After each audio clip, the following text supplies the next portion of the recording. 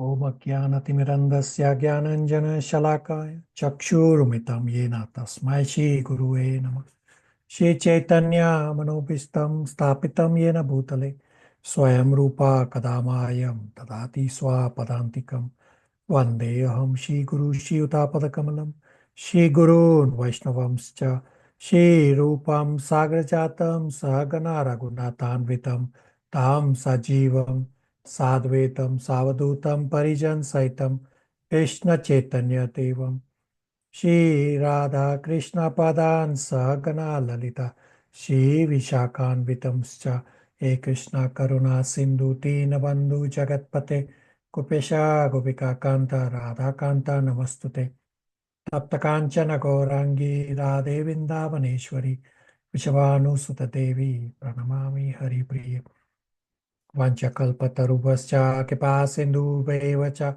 Patitanam Pavanebhyo Vaishnavebhyo Namo Namah Jai Shri Krishna Chaitanya Prabhu Nityananda Shri Advaita Gadadhar Shri Vasadi Gaur Bhakta Vrinda Hare Krishna Krishna Krishna Hare Hare Hare Rama Rama Rama Hare Hare. Hare Krishna, thank you all for coming. We welcome Anuradha Mataji. Welcome. So even though you are joining partway through, feel free to ask any and all questions. And like others, Anuradha Mataji is also in the process of getting caught up on past recordings. So today, we will continue our question answer discussion that we started at our last class. So a couple classes back, we discussed the yoga ladder, and now we are in the question answer session.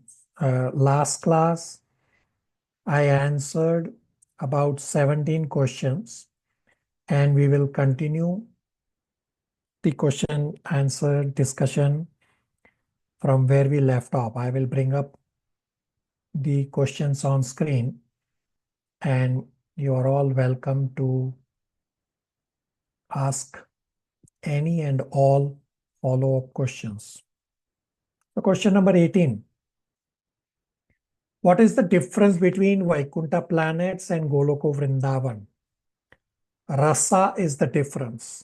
In Vaikuntha planets, everyone is a pure devotee in the mood of awe and reverence, and they worship Nara and that, oh, you are God, you are so great.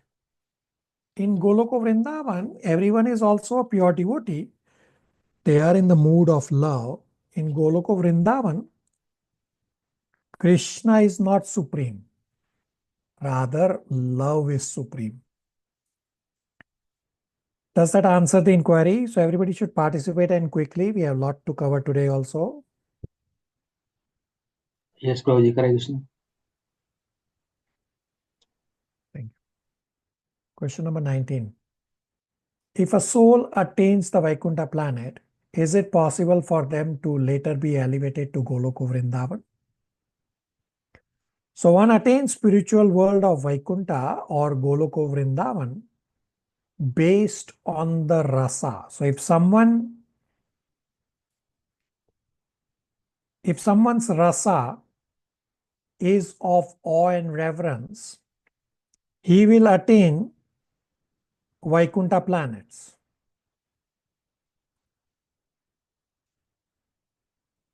Now understand that those devotees in Vaikuntha are pure devotees, and they are fully satisfied in serving Lord Narayan in the mood of awe and reverence. Pure devotees in Vaikuntha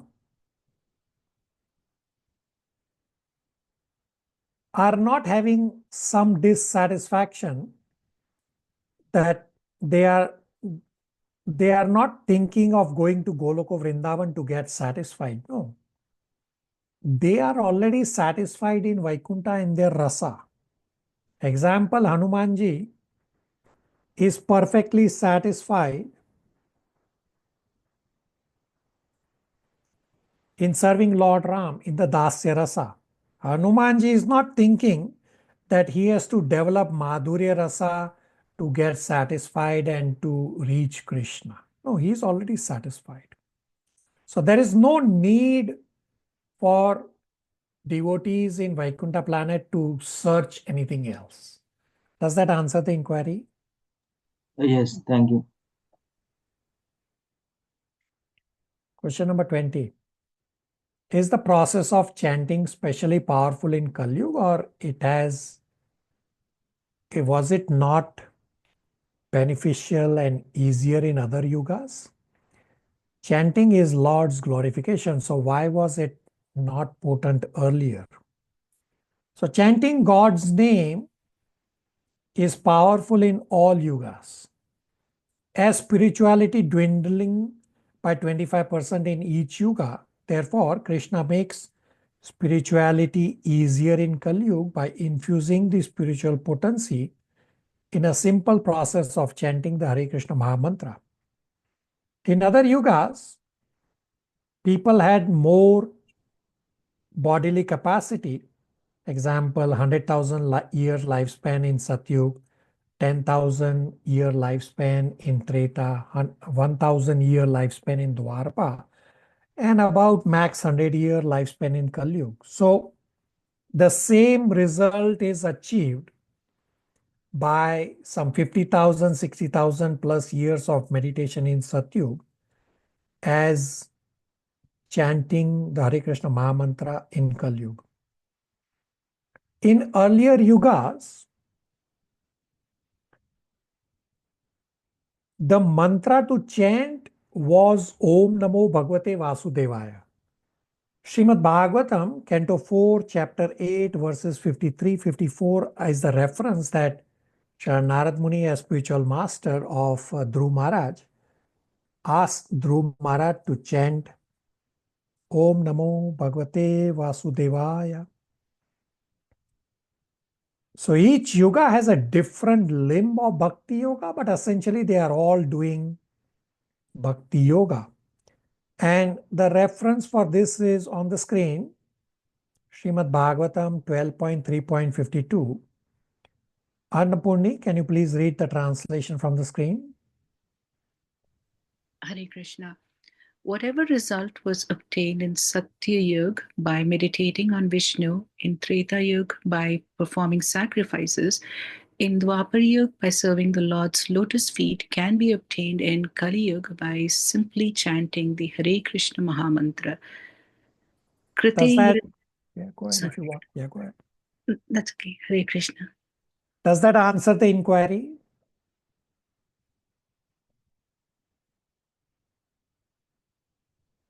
All right. Question number 21. Sumnima has a question. Hare Krishna Prabhuji. If we kind of meditate on Vishnu as well and then also do meditation, I mean the regular chanting, is that like double of what we do, or is it the same thing? So the 9 processes of devotional service are described in 7.5.23. You can do all the 9 steps or any one, the result is the same. So chanting, reading scriptures is the easiest process. You can meditate simultaneously. I mean, chanting, you are also meditating. But that does not mean that you are doing something different as to you. In Canto 9, Srimad Bhagavatam, there are a few chapters of Amrish Maharaj around chapters 4 and 5. That Amrish Maharaj perfected all 9 processes. But there are examples given for each of these 9 processes that one devotee has perfected one of them. Just as I gave example of Hanumanji. Hanumanji perfected Dasya Rasa. So that way you can simply perfect one, but there's no stopping. You can do the others if you like, but one will grant you the same destination as you do, whether or not you do the others. Sumnima? Yes, Prabhuji, thank you. Samma? Yeah, I have a question. So, if the result for following the 9 processes or just one is the same, then why would someone even attempt to go beyond the first process? Like, why would someone take Yeah. those efforts? Yeah, you are looking from a materialistic point of view, but look from a pure devotee point of view. So all of you tell me, whatever prescribed number of rounds that you chant every day, whatever it be, say 1, 2, 4, 8, 16, 32, 64, X number, whatever is that number, what do you do after you finish that prescribed number of rounds? Everybody? Hare Krishna, involved in the material duties. Okay, very good. Rest of you, what do you do after you finish the prescribed number of chanting every day? Yes, Prabhuji, same.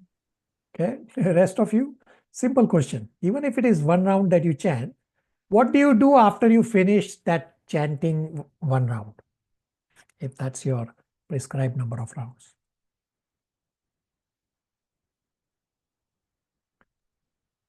Go back to the regular thing that we do for the day. Right. You put a tick mark. Ooh, today's chanting is finished. Huh? Put the beads away. Let me get back to internet and TV and prajalpa and whatnot. Well, the pure devotees, they don't stop at 16. They don't count. They are chanting continuously 24 hours. So for a pure devotee, it's not a matter of give and take. Love is not a matter of give and take. Bhakti is to love Krishna. So they are constantly chanting. And therefore, pure devotees, they will do other processes irrespective of the result. Samma? Yes, thank you. All right. 21.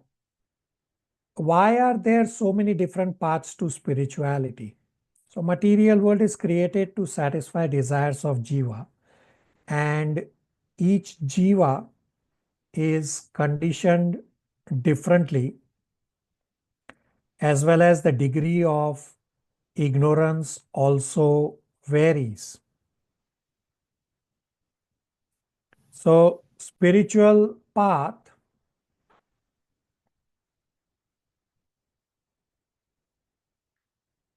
is like a pyramid.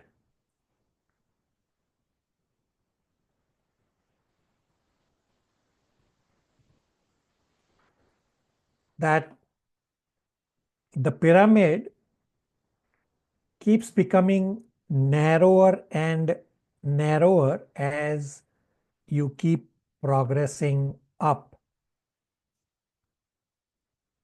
Similarly, as purification keeps happening,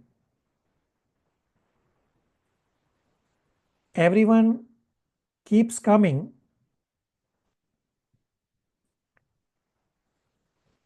to doing bhakti yoga from whatever path they started. Does that answer the inquiry?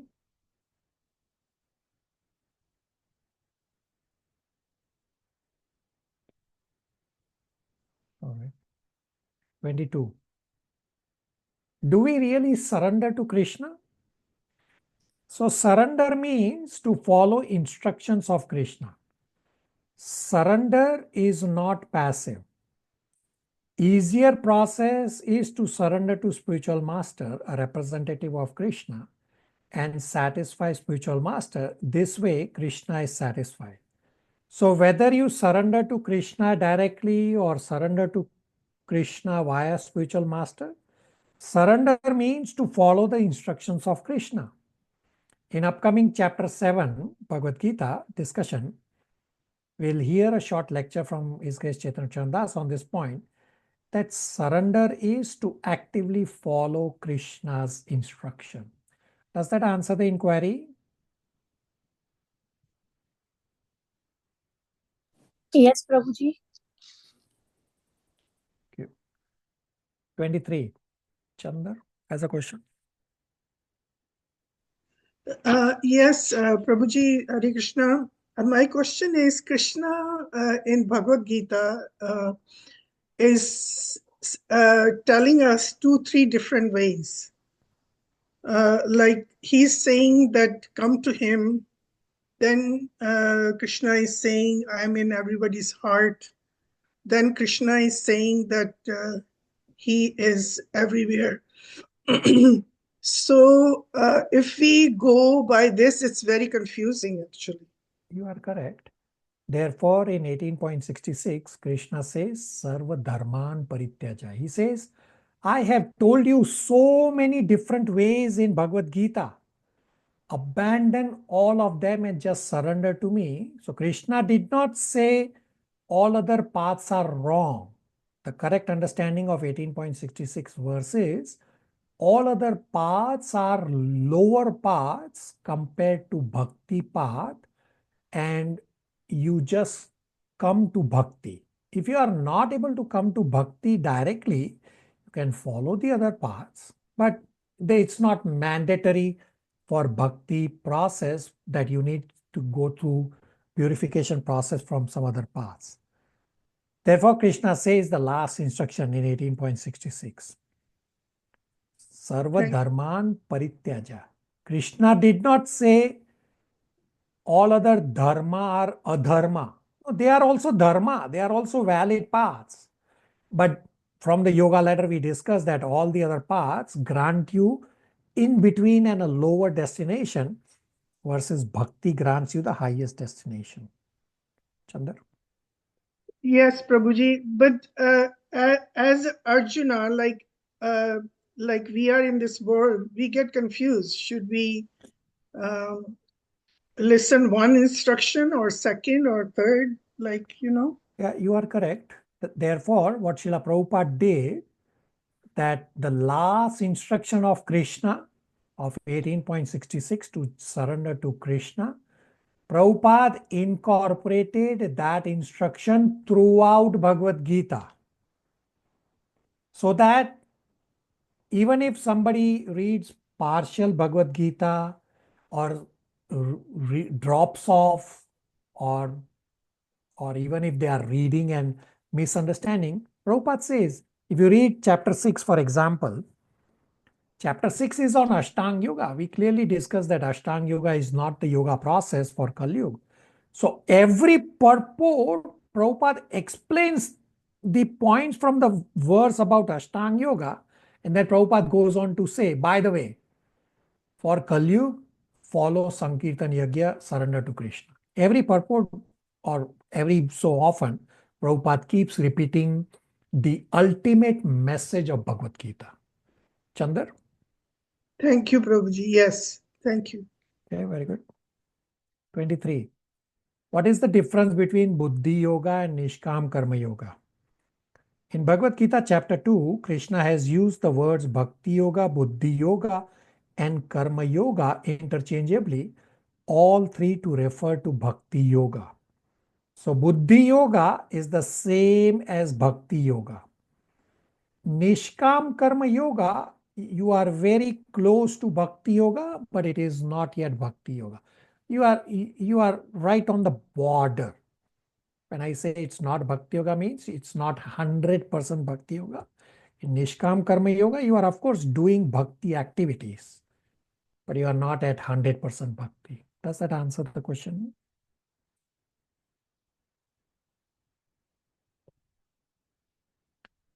(24) How to know parampara is not lost at this point if in natural course time destroys everything? So here's a test for you all. Anyone remembers what Bhagavad Gita verse says that time destroys everything? And this test is your memorization of verses test, that if I give you the first line of the verse, you'll be able to recite the whole verse. So now if I give you not the first line, but any of the 2, 3, or 4 lines, you should still be able to remember. So Now take this memorization to the next level that you should be able to remember and recite from any of the line. So does anybody know the verse where the line says Sakalena Mahata Yoga Nasti Parantapa? What is this verse? Hare Krishna Prabhu, Bhagavad Gita 4.2. Very good. Rest of you, anybody?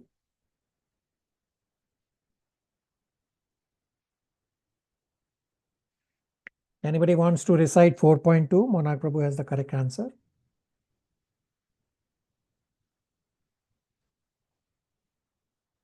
Can I, Prabhu? Go ahead, Monarch Prabhu. Bhagavad Gita 4.2. Evam parampara praptam imam rajarshayo vidu sa kale neha mahata yoga nasta parantapa. Very good, thank you. So Bhagavad Gita 4 says that due to time, the science of spirituality is lost. So the parampara is given on the last page of Bhagavad Gita introduction, that the parampara starts with Krishna and keeps going down in connected chain through various acharyas. So right now, we are reading the same Bhagavad Gita that Krishna has re-established some 5,000 years ago during the Mahabharata time. Yes, due to the effect of time, spirituality is dwindling day by day. The first 10,000 years in this Kalyug are known as the Satyug within Kalyug. The count of the 10,000 years starts from the time of appearance of Sri Chaitanya Mahaprabhu. Meaning, of this 10,000 years, 9,500 years are left, and these are meant for all devotees to complete their spirituality and go back home to Godhead. After these 10,000 years will be finished, it will be next to impossible to pursue spirituality. So at least for the next 9,500 years, the parampara is bound to continue. Does that answer the inquiry?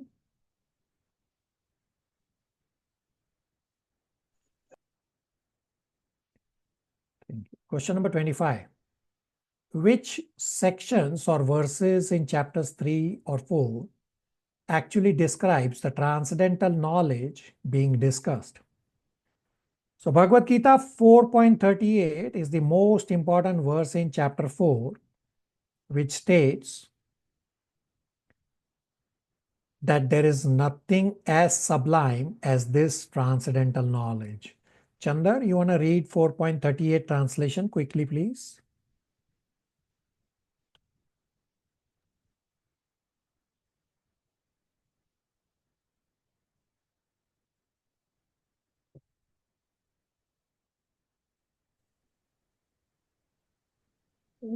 In this world, there is nothing so sublime and pure as transcendental knowledge. Such knowledge is the mature fruit of all mysticism, and one who has become accomplished in the practice of devotional service enjoys this knowledge within himself in due course of time. Does that answer the inquiry?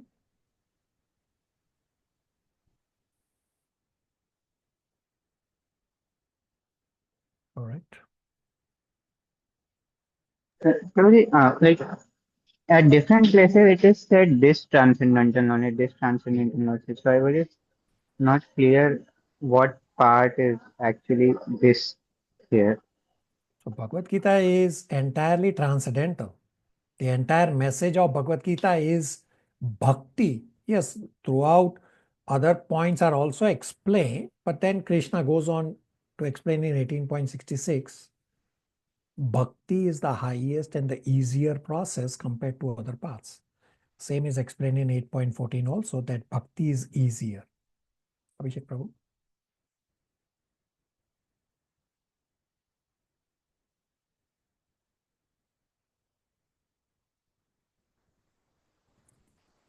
All right. 26. Please elaborate on living entity forgets when he changes body. Is described in 4.5 Bhagavad Gita purport. So Krishna says in Bhagavad Gita 4.5 that both you Arjuna and I Krishna have taken many births, But you, Arjuna, do not remember, but I, Krishna, I remember them all because Krishna does not change bodies. So whenever Krishna appears in material world, Krishna appears in his original body. Hence, there is no breakage. Death and rebirth act as memory wipers, and the change of bodies causes further wiping away of memory. Just as when you delete a file on a computer, what gets deleted is the reference point pointing to that file. Therefore, you cannot locate and you cannot open that file. So death and by change of body similarly act as memory wipers. Does that answer the inquiry? Yes, yes, sure.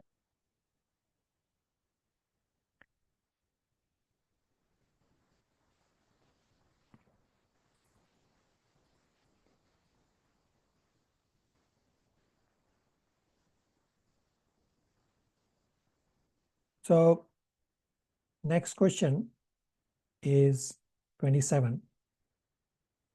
BG 4.7 purport.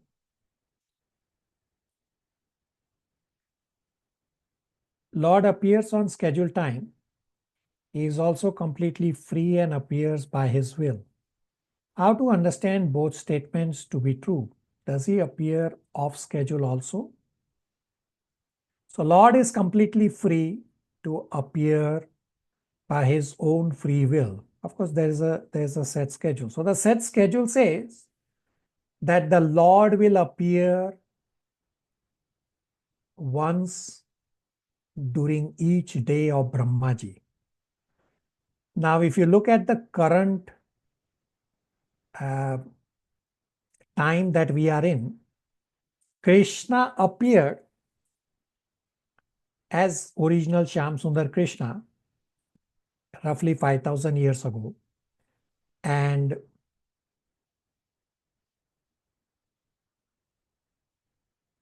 4,500 years after, means from today, 500 years ago, Krishna appeared again as Sri Chaitanya Mahaprabhu.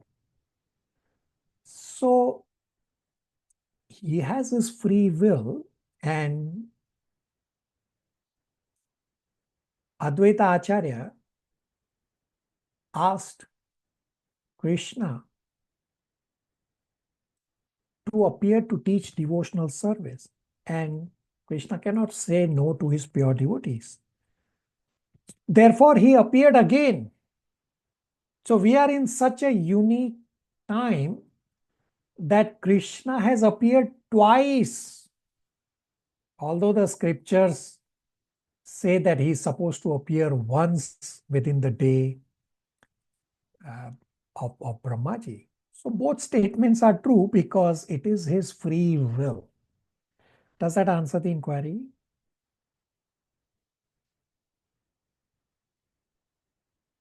No, the appearance of Chaitanya Mahaprabhu is not a scheduled incarnation. It's a hidden incarnation. It is mentioned in scriptures that he will appear as Sri Chaitanya Mahaprabhu. It's described in Canto 11. So it is mentioned. Therefore, we worship him as Krishna. So if somebody says, I am God, we don't worship him. It's mentioned in scripture, therefore we worship him. Abhishek Prabhu. Yes, sir. 28. Bhagavad Gita 4.11. Please clarify how even materialistic people are following Lord Krishna's path, even though it is taking them away from Krishna. So 4.11, third line says, Mama Vartama Anuvartante. That Krishna says that all people follow my path. So all follow my path means people are attracted to Krishna's zillions of manifestation in the material world. But whether that attraction is taking one to Krishna or away from Krishna, that will vary. But they are still attracted to Krishna's manifestation. Also, everyone is in an evolution cycle of the 8.4 million life forms. that one exhausts his karma for a particular life form of the 8.4 million life forms, and then evolves to the next life form from the 8.4 million life forms till the soul comes to the human form of life. Does that answer the inquiry?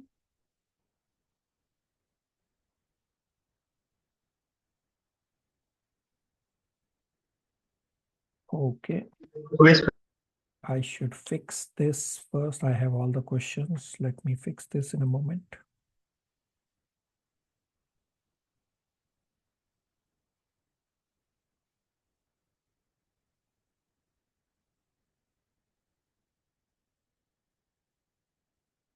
All right, I will. Okay, question number 29. Bhagavad Gita 4.9 purport says, simply by accepting this truth about Lord Krishna on faith, one can, without a doubt, attain liberation. So what is this faith referring to? How is this different from blind faith? Please elaborate. So the word is in truth rather than faith. The focus is in truth. That one who understands in truth that my birth and activities are transcendental, they will go back to Krishna when they give up their body, and they will not come back to this material world again. When one does not understand Krishna's activities as transcendental, they see the activities as sources of entertainment. Example, ordinary child doing mischievous activities, and one relative is discussing with the other, oh, you know what the child did? No, but if somebody understands in truth that Krishna's birth and activities are transcendental, then he will not come back to this material world. So you all can judge for yourself. All of you know so many Krishna's pastimes. Some of you may know that they are in truth as transcendental. But others, okay, I know it, but I am not fully convinced. Therefore, I am still in the material. Does that answer the inquiry? Yes, sir. Chandar? Prabhuji, like in this world, Krishna has created this world, this material, this entertainment and all that, directly or indirectly, for us to use it in a way, or by some people and some not. So why did Krishna created this when Krishna wants us to go back to him? So your statement that Krishna created the material world for us to use is not a correct statement. The example to understand this is, at the workplace, you are given, say, office computer and phone or whatever it be, and you are supposed to use it for office purposes. What happens if you use the office computer and office phone for your personal, like browsing internet and watching TV or whatnot? What happens? I will be in trouble. Yeah, exactly. So the senses, the body, the material world are all Krishna's property. It says Rishikena Rishikesha Sevanam. That Krishna's another name is Rishikesha, means master of senses. And we are supposed to use all energies in the material world, including our body, our senses, in service of Krishna. But in my contaminated state, I think everything in the material world belongs to me. This body belongs to me. This is my contamination. So if you recall, the first question that I gave you in our first lecture, what does conditioned soul means and what does contaminated consciousness mean? It clearly says, I am the Lord of all I survey. This is contaminated consciousness. This is not pure. So don't say material world is Krishna created for us to enjoy. No, it is because of my contamination that I think that this is place of enjoyment. In reality, material world is a place of misery, and we are supposed to simply use all our energies, all our abilities in Krishna's service. The result will be we'll get purified and go back home to Godhead. Chandar? Yes, this clarified this. Thank you, Prabhuji. All right. Question number 30. What is the difference between inaction and surrender to Krishna? So we discussed that surrender is not passive. Surrender is actively following the instructions of Krishna.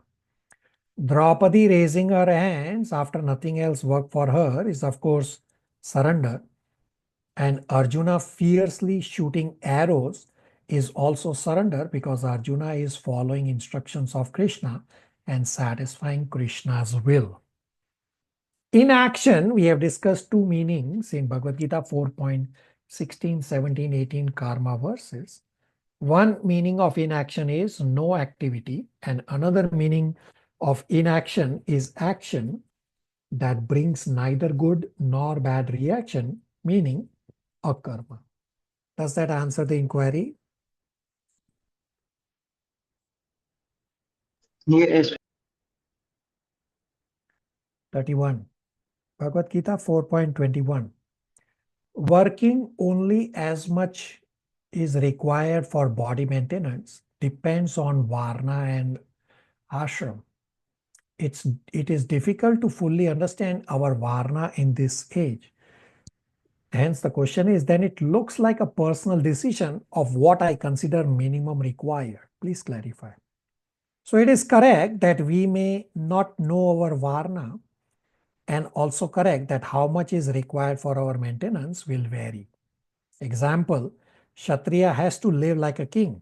Therefore, he will need lot more opulences.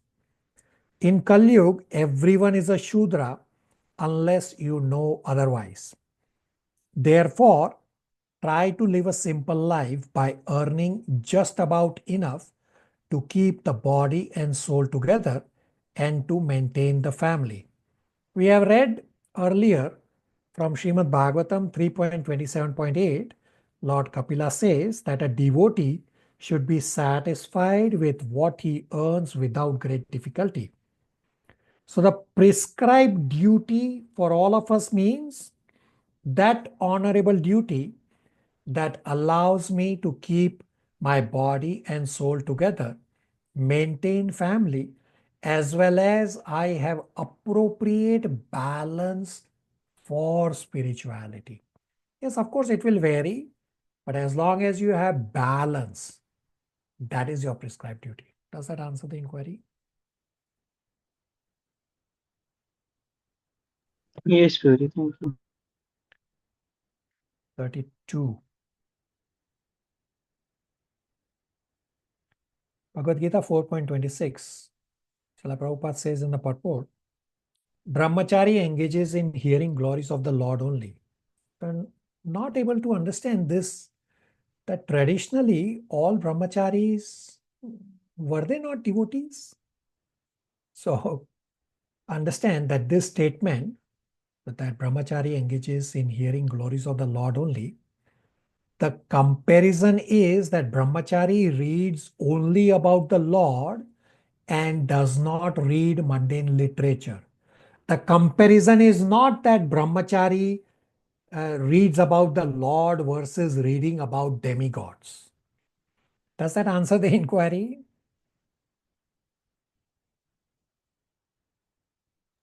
Yes, Prabhuji. That point was clear. Thank you. Number 33. Charitable activities are called Dravya Maya Yajna. Comes from Bhagavad Gita 4.28. So, humanitarian work or charity is also a type of yajna, even though performer has no knowledge or relation to Krishna. So Krishna conscious is direct service of the Lord, and other yogis are seeking higher status of life. Is this higher status a broader definition of yajna? No, it's not. So we have discussed that these verses of chapter 4 from verse 23 onwards do not look at these various yagyas in isolation. The principle of yagya is the principle of sacrifice to satisfy Vishnu. So higher status of life is not a yagya. And we will discuss that charity can be in the mode of goodness, passion, or ignorance, as well as charity can be in the modes of transcendence. So charity done under the various modes of goodness, passion, and ignorance is not a yagya, rather is just a pious activity that will grant you higher status of life either in this life or in the future life. But definitely that is not a yagya. Does that answer the inquiry?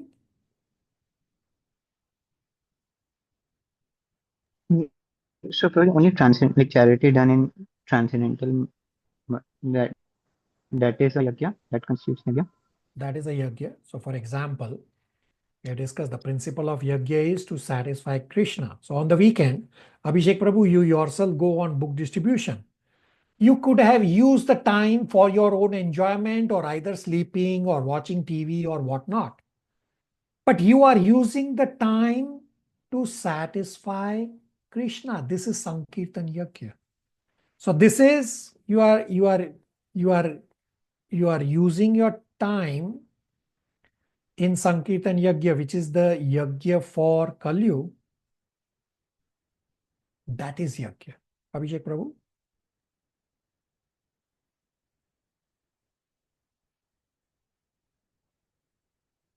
Chandar. Prabhuji, with three modes of nature, how in yagya we can satisfy Vishnu? I think you answered part of it, but can you give little more clarification, as yagya is quite a bigger topic actually. You are correct. So as you listen through the class recordings, Chandar, you will hear this discussion in chapter 4, around verse 23, about yagya. So yagya is a principle. And to make our 24-hour day as yagya, Krishna has explained how we are supposed to live in Bhagavad Gita 8.7. Tasmat sarveshu kaleshu mamanusmaram yutacha mai arpita mano buddhi mam evashyasi asamshaya. That Krishna says, Tasmat sarveshu kaleshu, that whatever activity you are doing, mamanusmaram yutacha, that remember me before doing the activity, while doing the activity, the result will be Mai arpita mano buddhi, that your mind and intelligence, as well as whatever activity you are doing, will get offered to Krishna, and the result will be Mam evashyashi asamshaya. So if you live your life, your day-to-day life, and we have discussed throughout our Bhagavad Gita how to make our 24-hour day as Krishna conscious. If you make your life a 24-hour day as Krishna conscious, following 8.7, it becomes yagya. Your normal work, last class I gave examples to make your 24-hour day as bhakti yoga. That becomes yagya, means to satisfy Krishna, not to satisfy my own senses. And I just gave the example of Abhishek Prabhu, that on the weekend or whenever his time permits, he goes out on book distribution. That's a yagya, that he could have used the time for his own enjoyment, but he is using or sacrificing his time for the satisfaction of the Lord. Chandar? Thank you, Prabhuji. Very nice. Thank you. All right. 34. Bhagavad Gita 4.29. Reduced eating is recommended for sense control.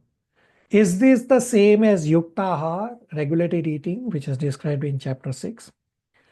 So reduced eating and regulated eating are both different forms of regulation, but they are essentially regulations. Does that answer?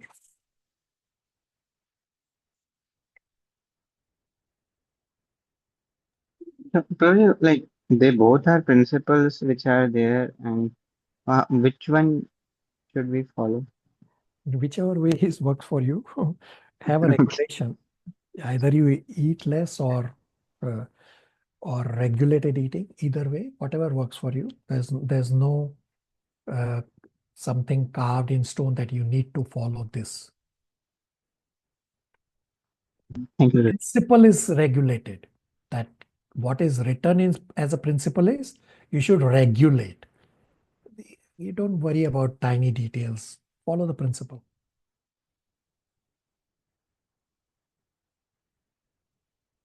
All right.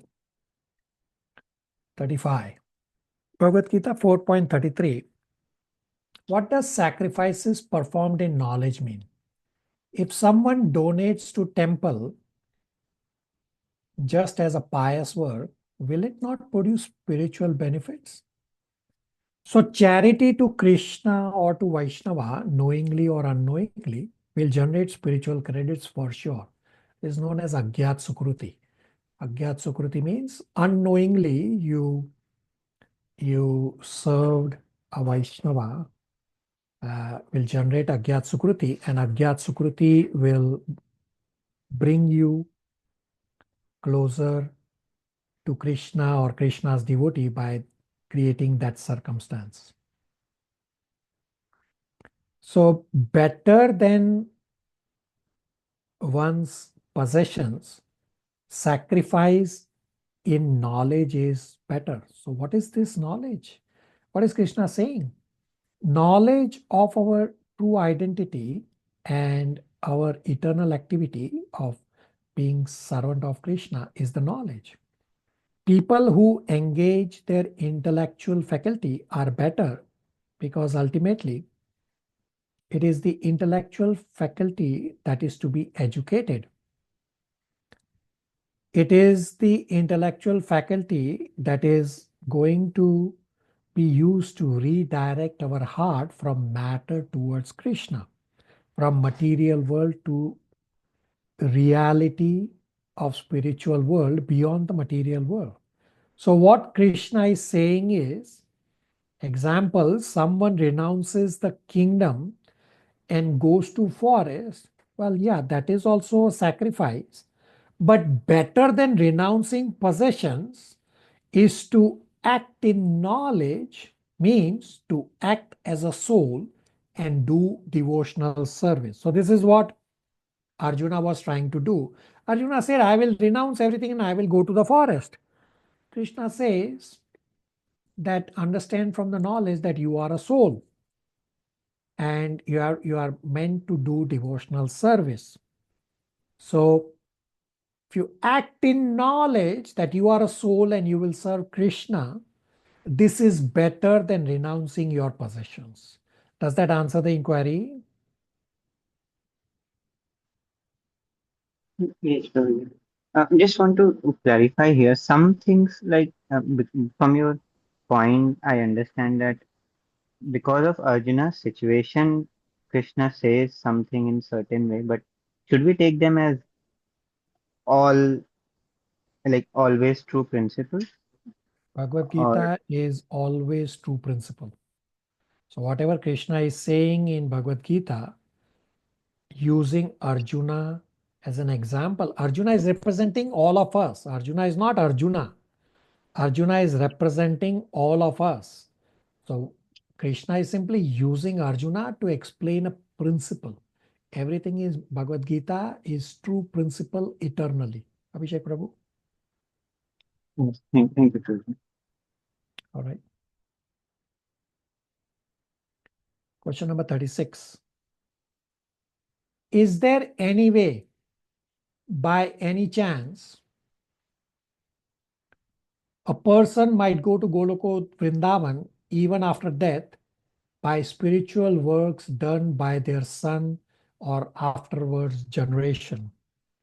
Yes, Srimad Bhagavatam 7.10.18 is the direct answer for this. I will bring up on screen. So we have 7.10.18 on screen. Kamna, if you can please read translation and purport.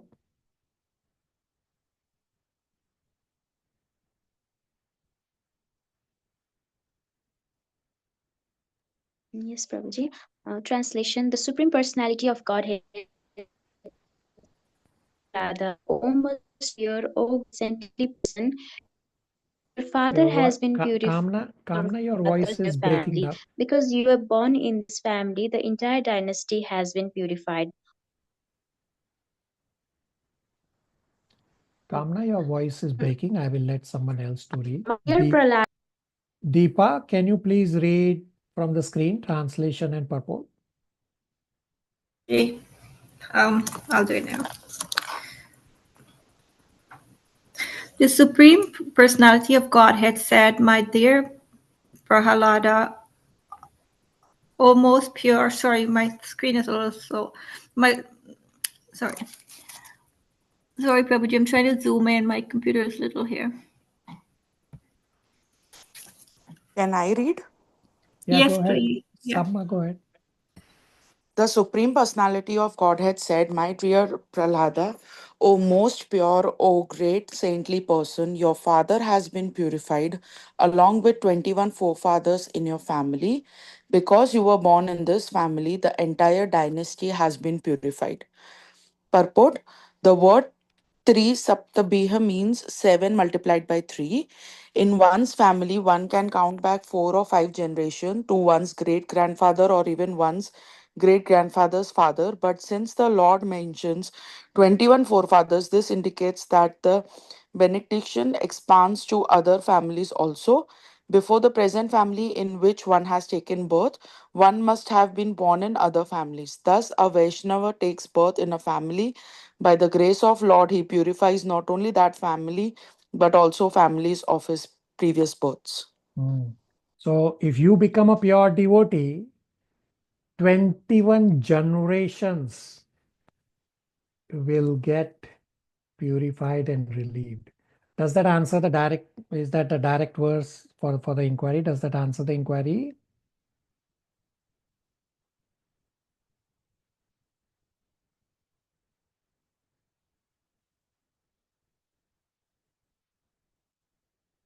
All right. Question number 37. If one ends up attaining Brahman effulgence or Vaikuntha planet, do they stay there for eternity or they can elevate themselves to Goloka or Vrindavan? I partly described about Vaikuntha a few questions back. Now, about Brahman effulgence, because there is no activity at Brahman effulgence, and because soul is always active, hence all those who achieve Brahman effulgence ultimately fall down to earthly planets. In the material world, all those humanitarians are actually those who have fallen down from Brahman effulgence. And at some point of time, they will meet a pure devotee to start their bhakti process. Now, about Vaikuntha, those who attain Vaikuntha planets are pure devotees, and because of their rasa of awe and reverence, therefore they have attained Vaikuntha planets. And those pure devotees who are in the mood of love, they attain Goloka Vrindavan. So the pure devotees at Vaikuntha planets are fully satisfied in their rasa. And I give the example of Hanumanji, and I'll repeat that Hanuman is fully satisfied in his Dasya rasa to serve Lord Ram. Hanuman is not thinking that he has to do something else to reach Krishna in Goloka Vrindavan. Does that answer the inquiry? Yes, Prabhu. I have a follow-up question. So it doesn't really matter whether you are worshipping Krishna or Vishnu. It's about the rasa, whether you are worshipping in awe and reverence or in love. Absolutely correct. So Okay. either way, who you're worshipping does not matter, your rasa matters. Okay, Prabhu. Thank you. Chandar? So, sorry, it might be a stupid question, but I want to ask you, what is the best for us? I mean, for this bhakti path, bhakti yoga. So definitely is not a stupid question, is already answered in the scriptures. So in our Gaudiya Madhava Sampradaya that we follow, we are taught to be a devotee of the devotee of the devotee of the devotee in like a million chain. We are not meant to be like being at the top. So for us, we should start with awe and reverence. Now, some of you may naturally have the mood of love. You don't have to artificially change from either of the moods. So start with awe and reverence, because dasya rasa is the easiest of rasa in the Kali Yuga, while you are in this body where you don't know your varna. Everybody is a Shudra. So the activities of Shudra described in 18.43-44 are that Shudra serves others, other varnas.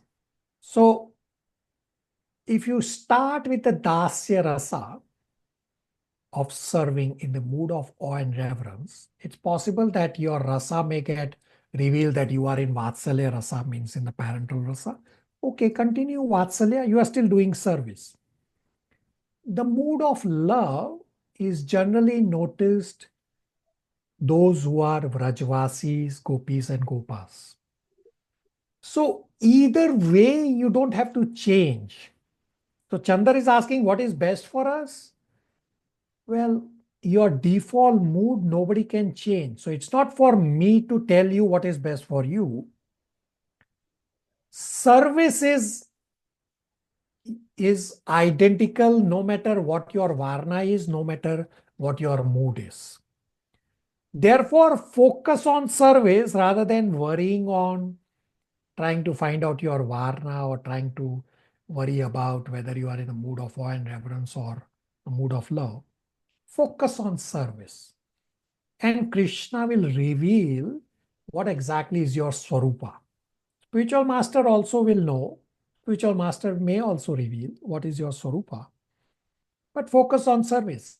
Even if you know your varna, that you are not in dasya rasa, but you are in vatsalya rasa, what difference does it make? The common factor in all varnas is service. Therefore, just do service. Chandar? Thank you, Prabhuji. Thank you for such a simple answer. Yeah. All right. Next question. 38. As we discussed in our previous class, ego should be conquered and subdued. However, I believe there are two kinds of ego. One type of ego that stems from brutal competence, that is reached through hard work. Another type of ego that someone possesses which is not backed by any personal difficulty, but just inflated self-worth. In my humble opinion, the person with the former type of ego has to actually go through hard work to justify their ego. While the second person, one is just lazy, so this ego cannot be justified. What am I missing in this perspective? So this hard work and no personal difficulty, this is not ego. Rather, this is karmic reaction. Srimad Bhagavatam 3.31.44 is the direct answer for this. I will bring up on screen 3.31.44. Priya Darshini, are you able to read from the screen? Yes, Prabhuji. From the purport? translation and purport from the screen. In this way, the living entity gets a suitable body with a material mind and senses, according to his fruitive activities. When the reaction of this particular activity comes to an end, that end is called death. And when a particular type of reaction begins, that beginning is called birth. Purport. From time immemorial, the living entity travels in the different species of life and the different planets almost perpetually. This process is explained in Bhagavad Gita. Brahmayam sarva bhutani yantranudani mayaya. Under the spell of Maya, everyone is wandering throughout the universe on the carriage of the body offered by the material energy. Materialistic life involves a series of actions and reactions. It is a long film spool of actions and reactions, and one lifespan is just a flash in such a reactionary show. When a child is born, it is to be understood that his particular type of body is the beginning of another set of activities, and when an old man dies, it is to be understood that one set of reactionary activities is finished. We can see that because of different reactionary activities, one man is born in a rich family and another is born in a poor family, although both of them are born in the same place, at the same moment, and in the same atmosphere. One who is carrying pious activity with him is given a chance to take his birth in a rich or pious family, and one who is carrying impious activity is given a chance to take birth in a lower, poor family. The change of body means a change to a different field of activities. Similarly, when the body of the boy changes into that of a youth, the boyish activities changes into youthful activities. It is clear that a particular body is given to the living entity for a particular type of activity. This process is going on perpetually from a time which is impossible to trace out. Vaishnava poets say, therefore, Anadi Karama Pale, which means that these actions and reactions of one's activity cannot be traced, for they may even continue from the last millennium of Brahma's birth to the next millennium. We have seen the example in the life of Narada Muni. In one millennium, he was the son of a maid servant, and in the next millennium, he became a great sage. Hare Krishna. So, Anadi Karma Phale, that life is like a spool of action and reaction, just as you have a spool of in a film that they play. So the question says about different ego, that is not ego. That is just somebody born as in a rich family because of past karma, and somebody born in a poor family because of past karma. Has nothing to do with ego. It's karmic reaction. Ego causes bodily attachments, meaning ego causes I-ness as well as ego causes attachment to everything related to body, meaning ego causes mindness also. So I-ness and mindness. When we purify ourselves and go back home to Godhead, we will still have ego. It is just that we will have pure ego. Right now, in the material world, I have false ego. So in a statement, when the word I is followed by something material, such as I am Indian, I am male or female, etc., this is false ego. And in a statement, the word I is followed by something spiritual, such as I am eternal servant of Krishna. This is true ego. Does that answer the inquiry from the devotee who asked me? Yes, it does, Prabhuji. Thank you. Monarch Prabhu? Hare Krishna Prabhu, Prabhu, I did not understand that time scale, last millennium of Brahma. Yeah. So this is described in Srimad Bhagavatam, Canto 1, chapters 5 and 6, the Narad Muni's life, that Narad Muni in his previous life was a 5-year-old Shudra boy, and in that 5-year-old life, the previous life, Narad Muni himself, he's still not Narad Muni, he's still a 5-year-old boy, but he already became spiritual, he already became purified, even in that 5-year-old age, because he got mercy of pure devotees. And then Narad Muni's that 5-year-old life ended.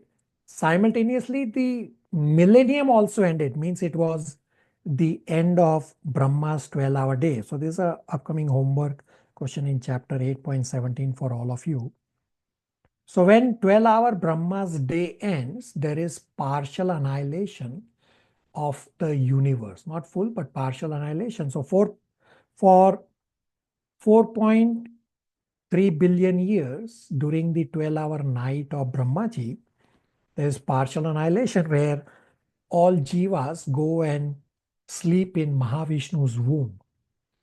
So that's what the verse or the purport was explaining, that the millennium had ended, and next millennium, Narad Muni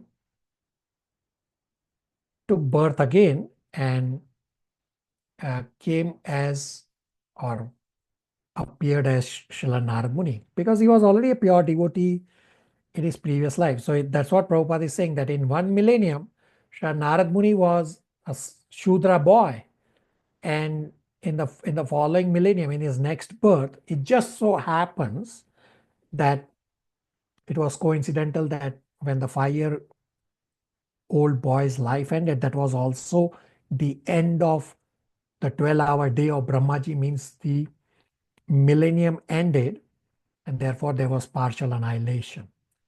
And when the next day of Brahmaji starts, creation happens again, and all jivas take birth again, and including Narad Muni was also resting in Mahavishnu's womb. He also appeared as a pure devotee. Monarch? Yes, Prabhu, got it. Thank you. Everybody on the same page? All right, last question for today. In Kali Yuga, where everyone is facing a clash of egos from at their workplace to interpersonal relationships, how can one subdue their ego without appearing to be docile pushover? So very important to understand the last statement in the question. How can one subdue their ego without appearing to be docile pushover? So have undivided attention. This is a very practical example or inquiry which applies probably to many, if not all. So yes, Kali Yuga is called as the Yuga of quarrel and hypocrisy. So if the other person is acting under Mahamaya, hence he is acting with envy, anger, etc., anarthas, and if you also respond in similar fashion with envy, anger, etc., then what is the difference between this other person and you studying Bhagavad Gita? It is not a question of subduing other person's ego. It is not possible because the other person has no knowledge to begin with that he is acting under Mahamaya, therefore acting with envy and anger. Simultaneously, you have knowledge from Bhagavad Gita. You have Shastra Chakshu to see through the eyes of scriptures. Therefore, you apply the Bhagavad Gita principles on yourself, not on others. Use this opportunity to practice Bhagavad Gita principles.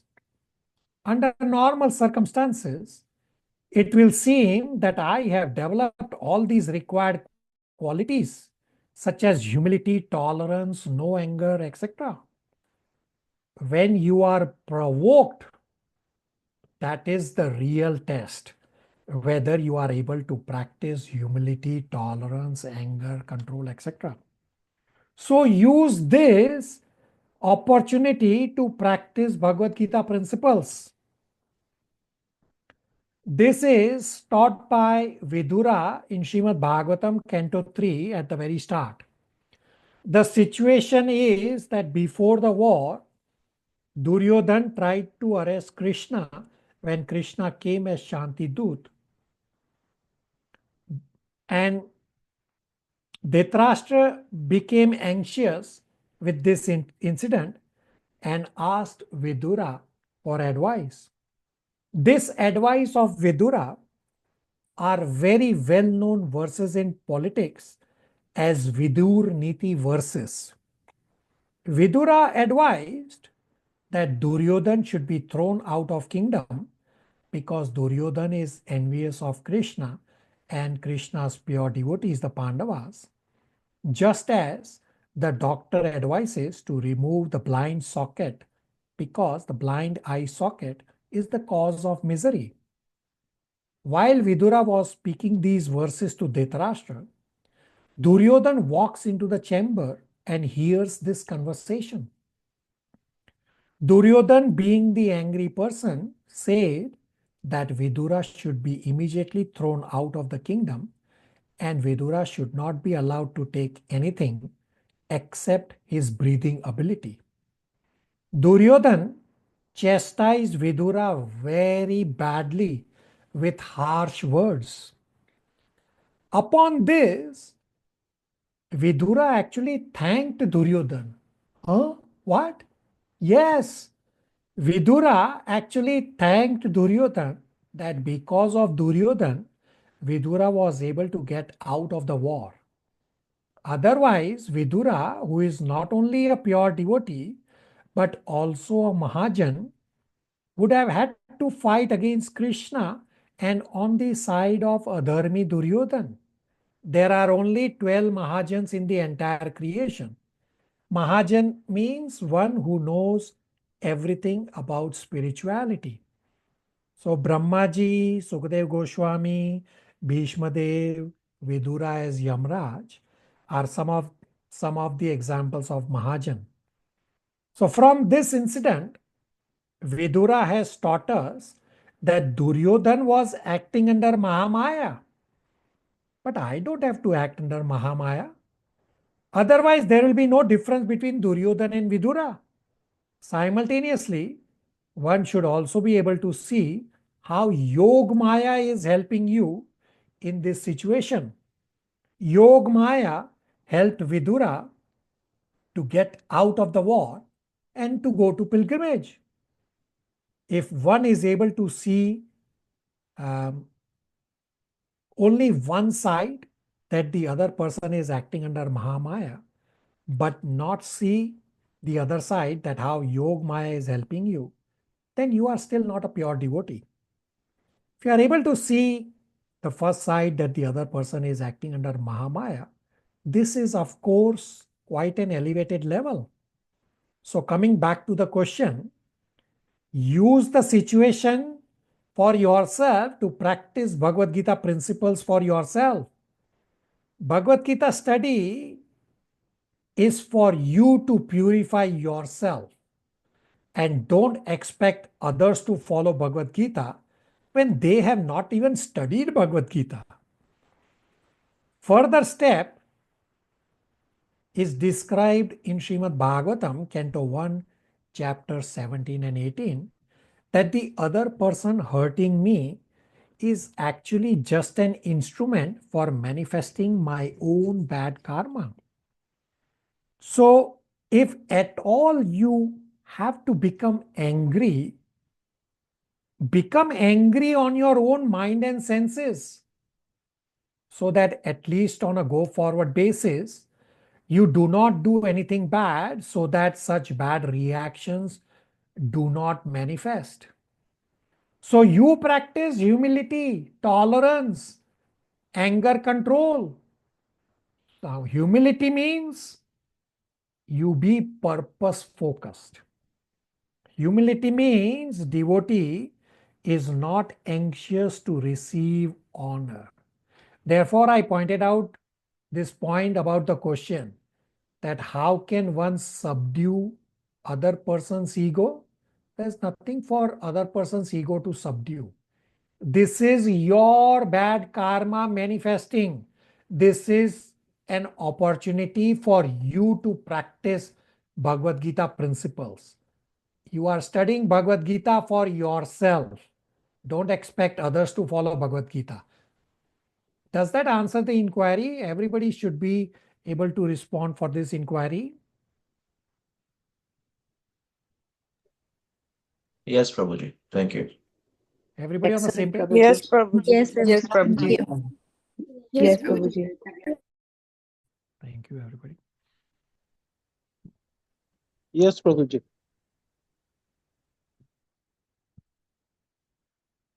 So I gave striking points at our last class, and devotees submitted more striking points. So here are the count starts in the continuation. Therefore, you have count from 45 onwards. There is one slide. I request all of you to please take a snapshot of this one additional striking point. I still have a lot of talking to do. Everybody on the same page about yoga ladder.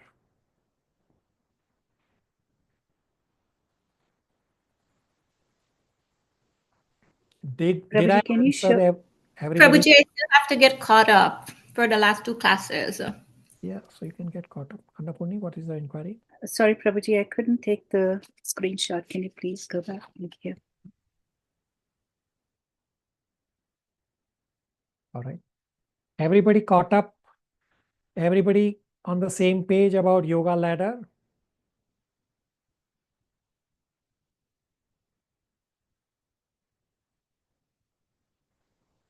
Okay.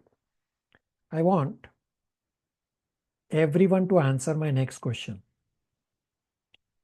Everyone will answer, 100% of you. How many of you want to laminate the yoga ladder chart and paste it, say, on a fridge or board or someplace where you can look at it every day? Everybody, please answer. I would. Yes, I will. Yeah, me too. Prabhu, I would. Yes, Yes, Prabhuji. Prabhuji. Yes, Yes, Prabhuji. Prabhuji. Yes, me too. Yes, Prabhuji. Okay, Prabhuji. We almost have a unanimous answer, yes. But everybody wants to laminate and popul or paste it on a fridge or someplace. Here's my answer for you all. I want all of you to fold away your yoga ladder and file it away. You don't need to look at it again. Put away your yoga ladder chart. I'm going to give you the essence of the first 6 chapters in 3 verses and 1 statement. That's all you need. You don't need to worry about yoga ladder. Yes, for the understanding part, yes, we went through this detailed analysis based on your inquiries, based on the striking points. Can visualize all of you have almost understood. Deepa was traveling, has to catch up, is understandable. So here, write down this. I'm going to give you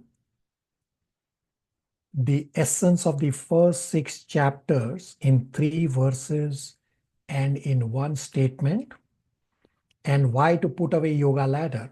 So this is the second reason. So some of you are wanting and a virtual copy so that you could populate. This is the other reason that I want all of you to fold and file it away someplace and don't look at it, because Krishna will explain in 18.56 onwards, as well as towards the last part of chapter 9, that whatever be your level, just focus on bhakti, and bhakti is going to elevate you from wherever you are to the highest level.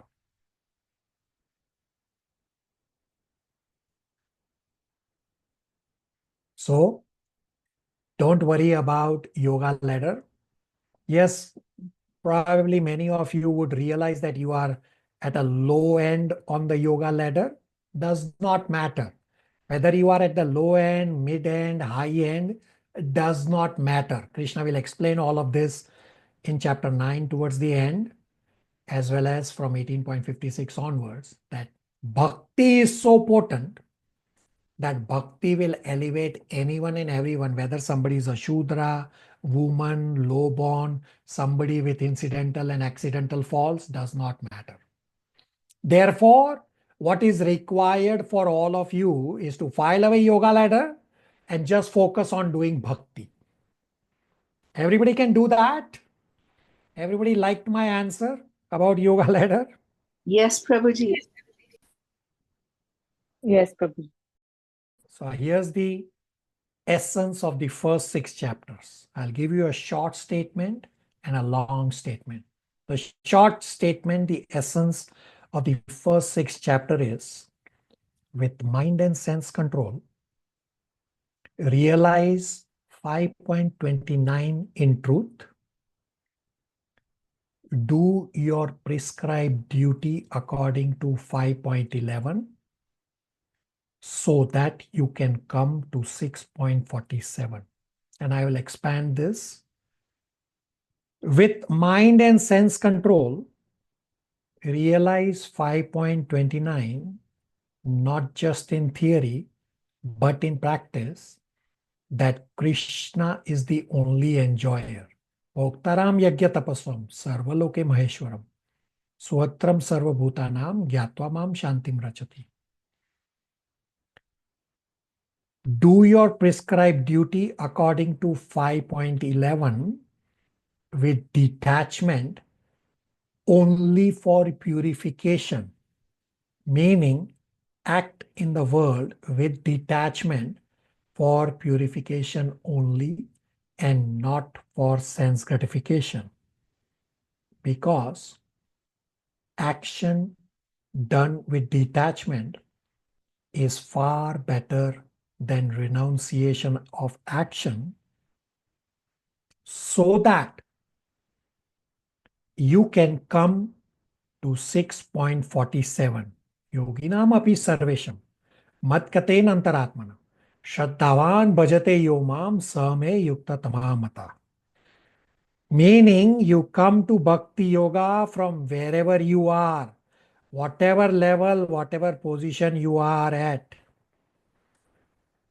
So 6.47, Krishna says, so we went through so many yoga ladder paths. Krishna says you can follow any of the yoga ladder paths and you have to come to 6.47, means to remember Krishna. That's your bottom line goal. You can follow any of the so many paths that we discuss on yoga ladder.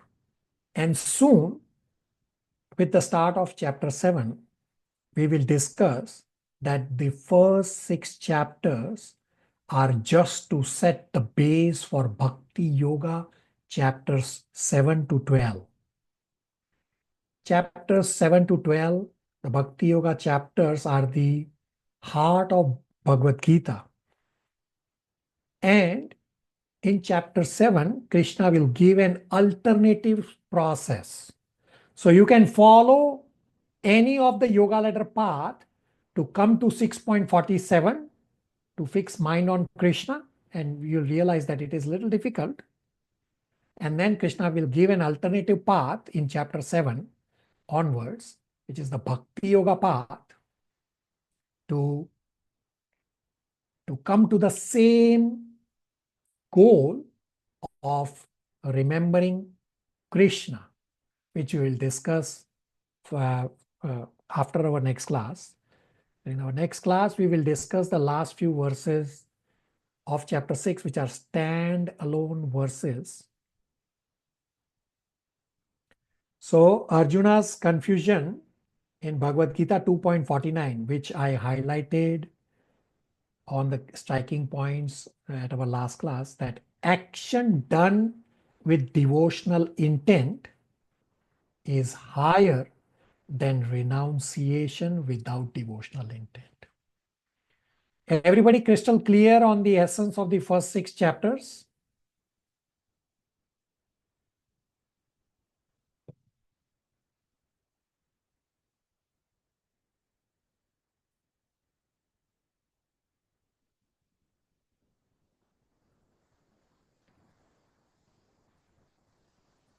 All right.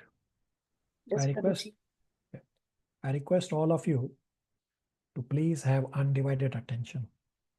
So we have discussed yoga letter, file it away, it's all done, dusted and done.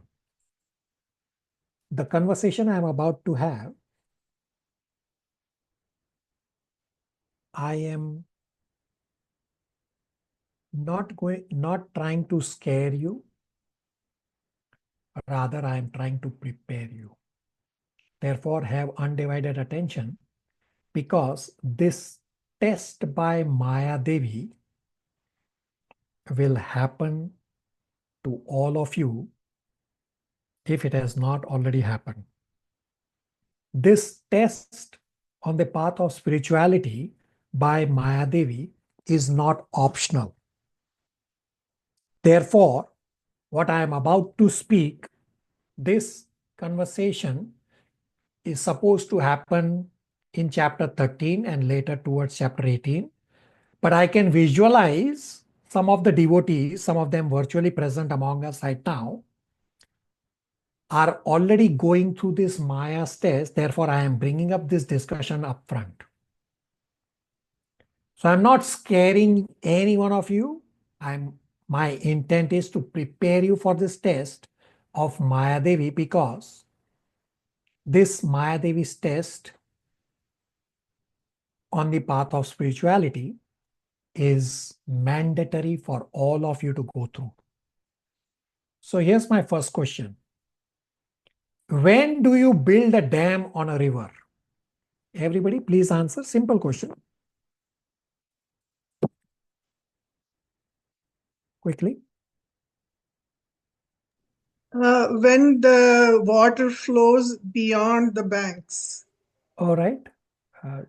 When you need to cross. Deepa, repeat.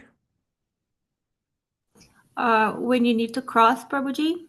Okay. Srivatsa. Before the flood. Very good. Rest of you, when do you build a dam on a river? When you want to control the flow, probably. Right.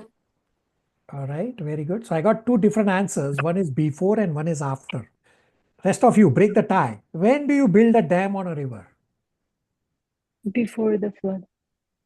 Before When the the water flood, is- when we want to control Before and the channelize it. Very good. Yes, you generally will build a dam before the flood happens, so that the flood does not damage or if you want to channel the water somewhere. Similarly, you now already know that there is going to be a test by Maya Devi. Therefore, prepare yourself. And therefore, I am not scaring you. Rather, I am preparing you for this test, because this test by Maya Devi is not optional. Recognize that you are going through a cleansing process, meaning you are in a washing machine.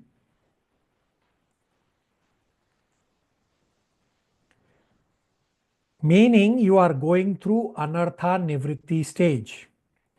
Anartha Nivritti means to give up that which has no meaning.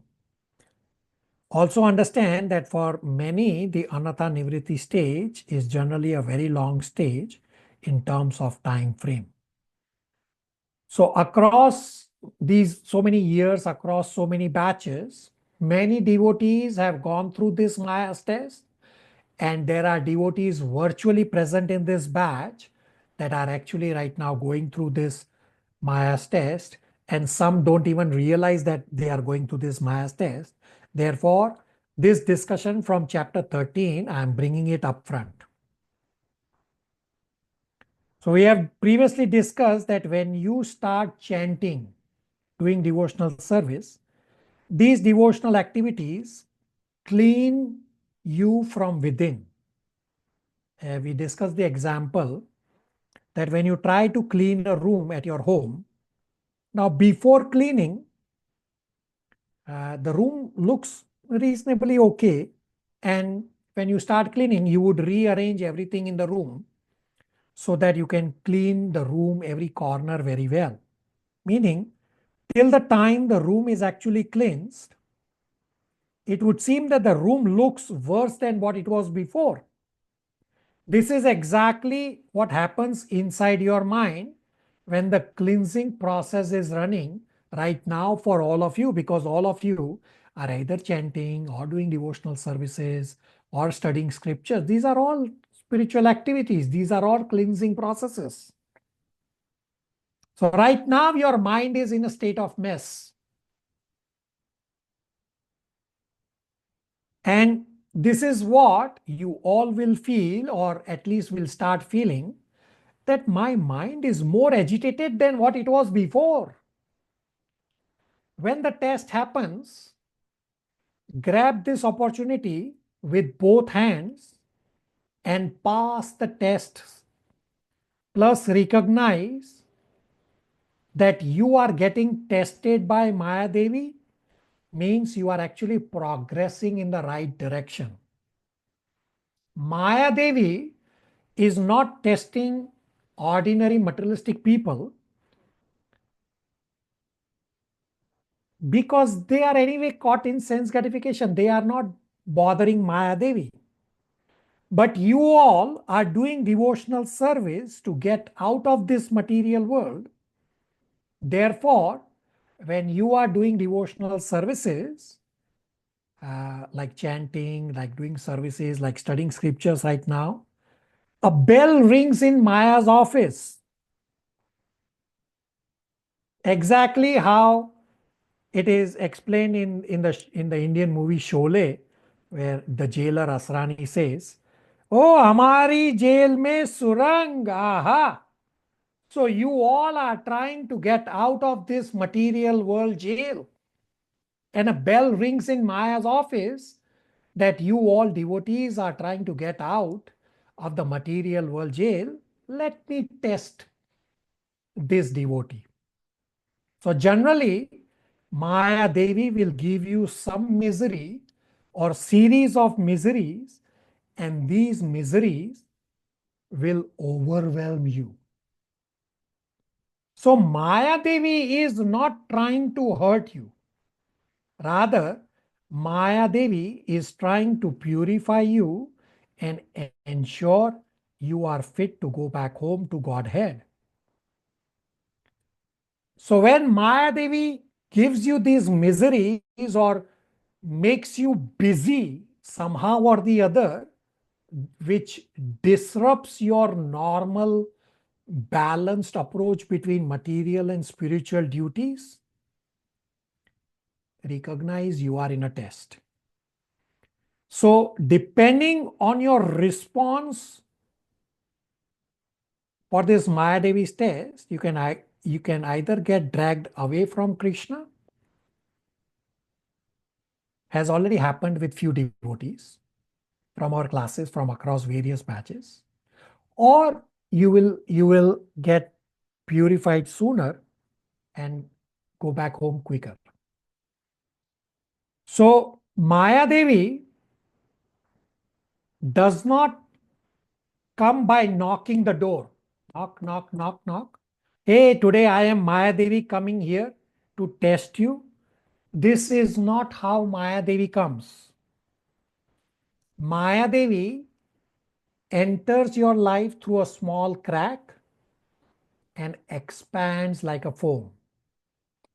I will give you some of the symptoms which are already visible in some of you to judge Maya Devi's test, whether you are in Maya Devi's test or not. So if you miss series of classes and do not immediately listen to class recordings and do not complete spiritual endeavors, be very careful. What Maya Devi has done is, Maya Devi has made you busy. And I will soon play Chaitanya Chanda's short lecture on this. Some of you have already heard this offline. I'm going to play it for all of you. Or the other symptom is that when you talk to devotees or you talk to me, in Simpson's voice. Da, da, da, da, da, da, da. Be very careful. This is Maya Devi causing agitation to you. When you don't feel like coming to a class, you don't feel like doing your japa, you don't feel like doing devotional service, etc., means you are losing spiritual taste. Another symptom is that when family visits you or you travel to your home country and you are not diligent to regularly hear scriptures during these times, be very careful. You regularly don't complete your spiritual endeavor, or you are always completing your spiritual endeavor 10 minutes before the start of the next class, be very careful. With these symptoms, understand that you are not alone. I have seen these same symptoms in devotees across all batches for so many years. And right now they are visible in some of the devotees virtually present and in this batch 6 and 7. The solution first is don't get scared. I am just trying to prepare you for this test. And understand that no one can take this test for you. Everyone has to mandatorily go through this test. And Srila Prabhupada actually says this in Bhagavad Gita, that there must be a test. Otherwise, how will you know that you are progressing in the right direction? So I want all of you to go to Bhagavad Gita chapter 13, verses 8 to 12. Monarch Prabhu will go in the purport. So these chapter 13 verses 8 to 12 are the 20 qualities that we have to develop on the path of spirituality. These qualities are described other places also. Monarch Prabhu, second paragraph starts, as for the knowledge outlined here, I want you to read the last line, as for actual advancement. The complete paragraph, Prabhu? No, just the last line. Okay. As for actual advancement in spiritual science, one should have a test to see how far he is progressing. He can judge by these items. Right? So, Srila Prabhupada clearly says there must be a test. So, what I answered in the question answer session today about for question 39, that used to practice your spirituality. So, I gave some of the examples of the qualities that you have to practice. I gave right from here: humility, tolerance. I gave right from here. So when the test will happen, first thing you have to do is to consult with Guru, Sadhu, and Shastra. We have studied in Bhagavad Gita chapter 1 onwards that at initial stages of my spiritual life, I cannot trust my intelligence. Rather, Guru, Sadhu, and Shastra are my intelligence. In Srimad Bhagavatam, we will study that Arjuna has taught us that when Arjuna was distressed after Krishna went back to Goloka Vrindavan, in Srimad Bhagavatam, Canto 1, Chapter 15, Arjuna simply remembered Bhagavad Gita instructions, remembered Krishna's pastimes. Thus, Arjuna was pacified, meaning Arjuna is teaching us to take shelter of Bhagavad Gita instruction. But when the test happens, because of misery, because of this busyness, we tend to forget all scriptural instructions. Therefore, the solution is to build a fence of devotee association around you immediately, all of you. Have close relation with some devotee with whom you feel comfortable sharing your personal situation, exactly as one builds a dam before the flooding happens. Therefore, immediately all of you build a dam of devotee association around you. Each and every one of you will be tested, just as what we read right now, Srila Prabhupada says, there must be a test. Otherwise, how will you know you are progressing in the right direction? Now, continuing the solution, if you miss a class, it's okay. I understand material world is a place of misery, stuff.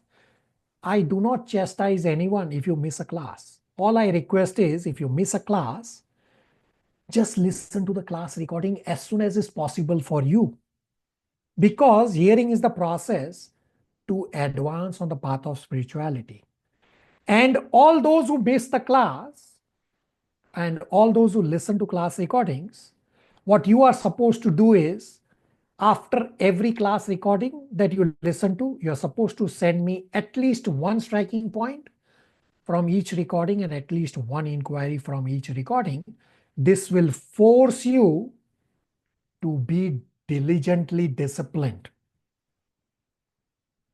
Now, don't try to first catch up on previous missed classes and then come to class. Now, if you have missed a series of classes and you will say, you know what, I will take a break from the class and first try to catch up. No, you will never be get caught up.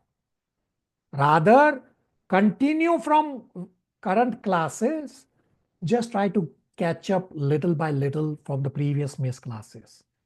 Because material nature is very strong.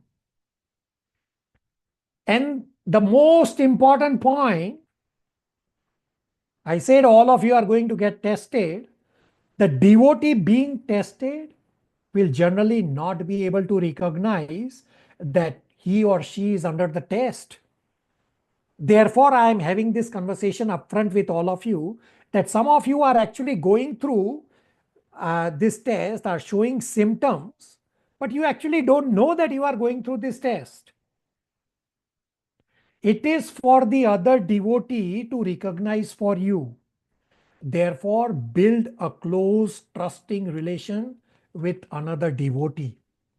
In Nectar of Instruction, text number 4, this is described at great length, Guhyam Akhyati Prachati, that reveal one's mind confidentially and inquire confidentially.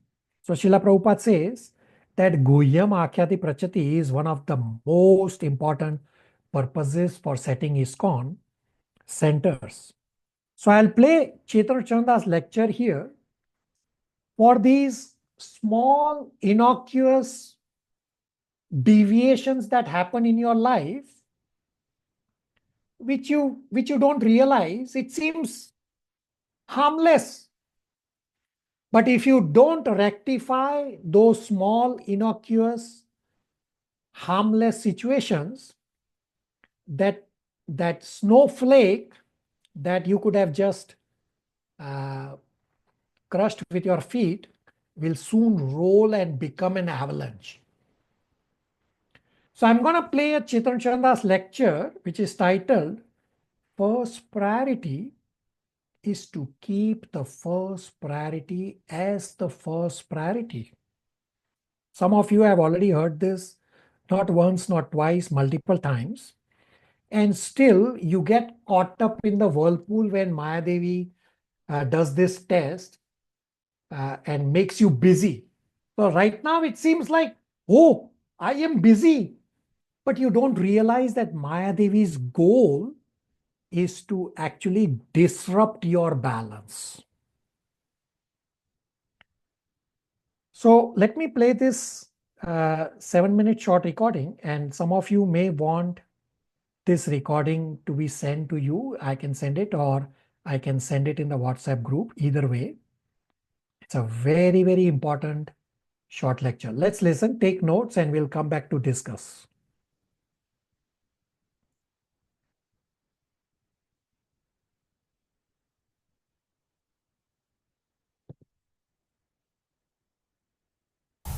Actually, for sadhakas, the first priority in life is to keep the first priority the first priority.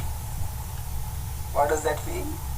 That means the Maya for new devotees or for very upcoming fresh devotees, how she will come? Hey, you're practicing Krishna consciousness. What is this? Just come, enjoy. That's how Maya comes. Maya comes in very gross ways. Just forget it, enjoy. You're missing so much enjoyment. And that's how Maya comes in very gross ways. But for serious devotees, Maya knows if I come like this gross temptations, this devotee is serious. Devotee will say, no, get lost. So Maya comes in a different way. She starts her attack by confusing our priorities. She doesn't tell us to replace Krishna with Maya directly. She tells, let's push Krishna down the priority list. Don't be too serious. Yes, Krishna is important, but don't be fanatical. Feel balanced. Do this also, do this also, do this also. So by that, Krishna moves from priority 1 to priority 2, then priority 3, then priority 4. And then by the time we realize that Krishna has gone to priority 10, priority 50, priority infinity. He's just lost. Slowly Maya works. And then as Krishna goes down our priority list, the result is that we get lesser and lesser higher taste. As we surrender to Krishna, Krishna reciprocates accordingly. So, if we are not intense in our devotional service, then we are not offering our consciousness to Krishna, then Krishna cannot give us spiritual happiness because our consciousness is not there only. How can he give us happiness? It's like a mother wants to give a nice gulab jamun to the child. But if the child is not there only when the mother is giving gulab jamun, how can the mother give?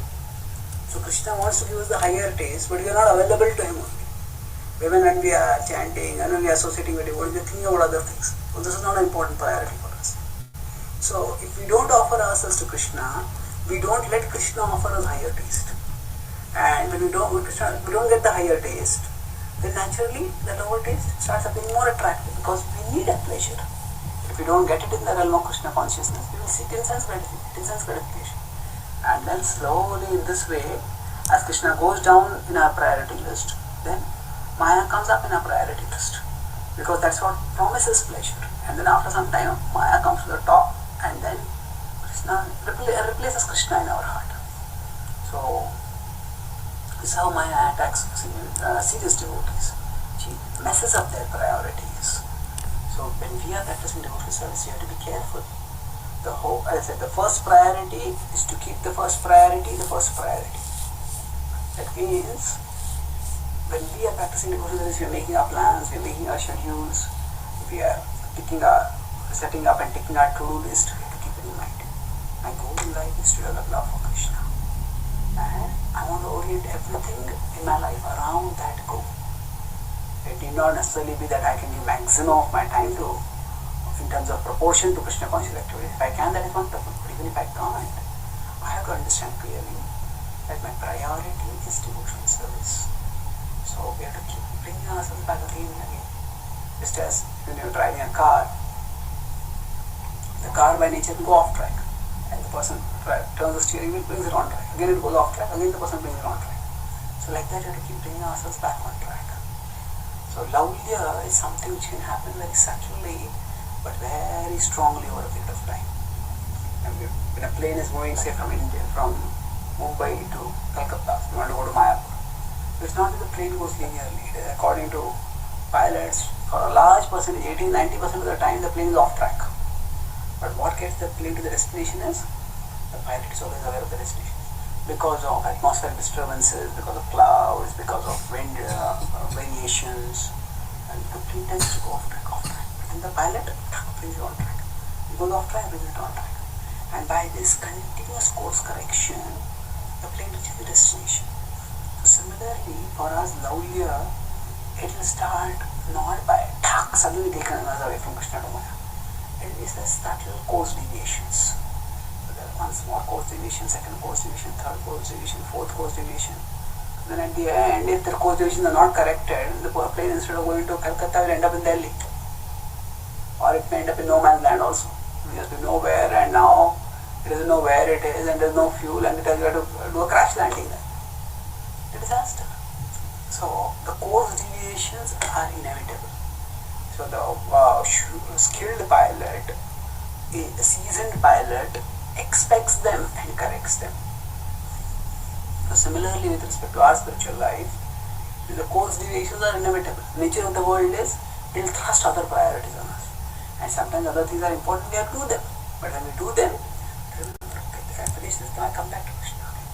When the course deviation happens, if we remember our destination, then we understand. Okay, now I got deviated. Now, as soon as I get the opportunity, I finish it, then I'll come back. I do the course correction. So again, I get deviated. Again, I do the course correction, and by that I can move forward. Bhaktivinoda Thakur said, even if we have gone wrong, that doesn't mean we have to go back to starting point and start again. No. Sometimes when we get deviated, we think, I'll never be able to become serious. We just forget the whole thing. I can't become Krishna conscious. No. Actually,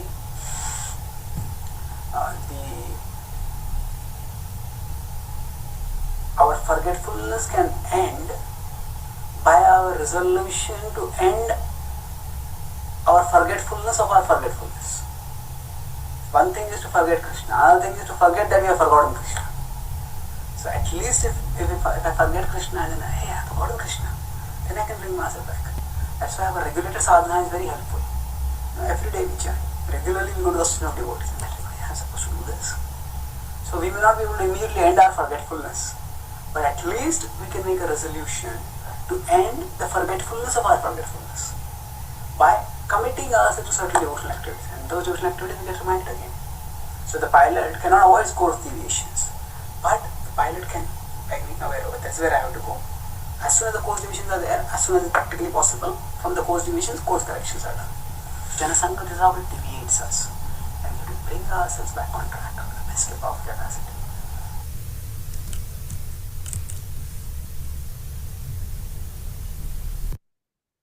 Okay, everybody quickly, what did he explain?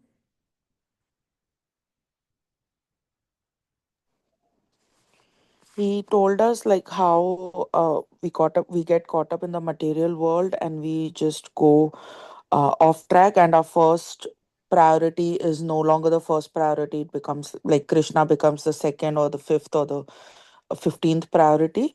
So he gave an example of a person driving a car or a pilot flying a plane, that if it goes off track, we just pull it back to the track. So we should do the same with our devotion as well. Very good. And I'll give you live example for devotees from this batch. Okay, very good. Srivatsa Prabhu. Yes, basically, Prabhu, the importance of staying committed to the spiritual path. Okay, very good. Annapurni. The goal in life is to develop love for Krishna. And it's pretty much life is like driving. We need to have constant correction, like steering while the drive becomes kind of goes out of track, because course deviations are inevitable, and we have to always keep the goal in mind consciously. Very So, good. Yeah. So he explained that with Janasanga, means material association, is how this happens, and Maya is there to disrupt your balance. Very good. Monarch. Hare Krishna, Prabhu, he gave a very good punchline that our forgetfulness ends by the determination to forget the forgetfulness. Very good. Thank you. Somnima. Also, he mentioned that Mahadevi does not immediately remove Krishna, but rather puts other things on the list. Yeah, very good. Yeah, very important point. I'm going to give live examples for devotees from this batch, and you will realize that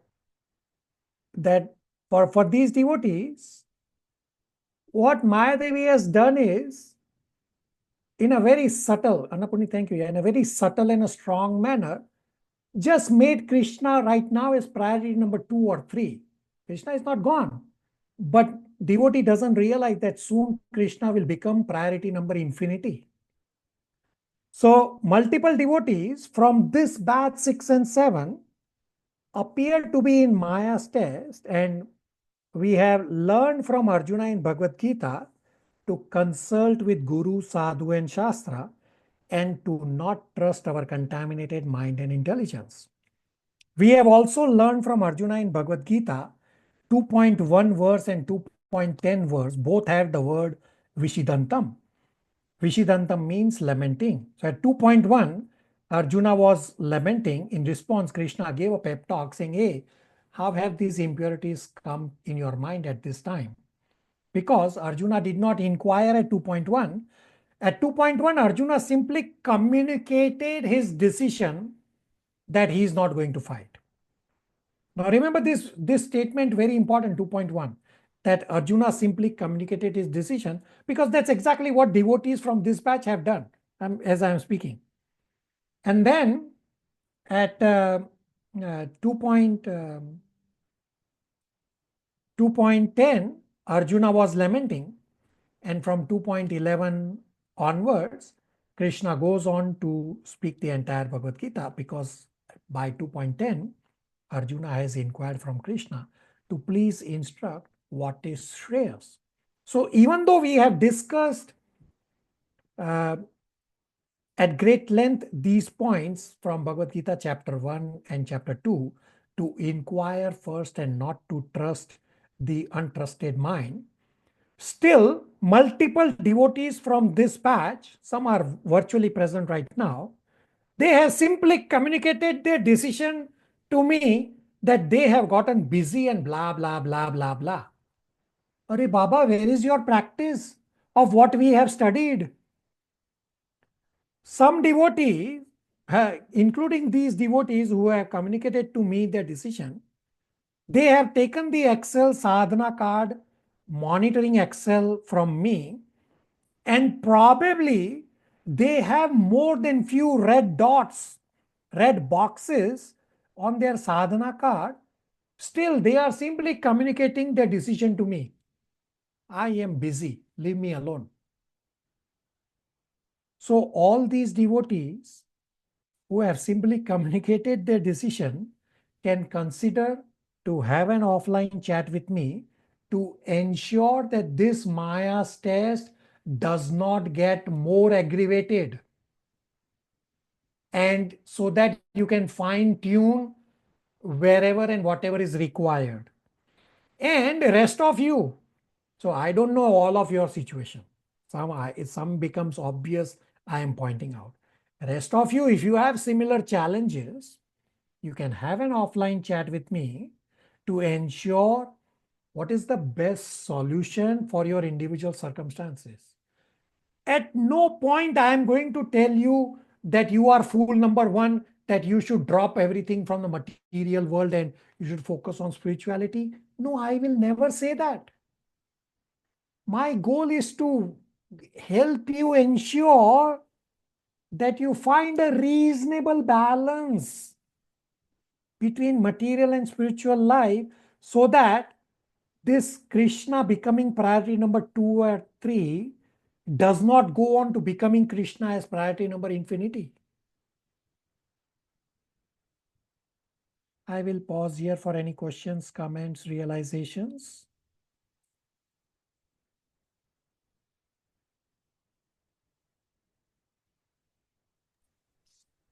Hare Krishna, Prabhuji. Hare Krishna.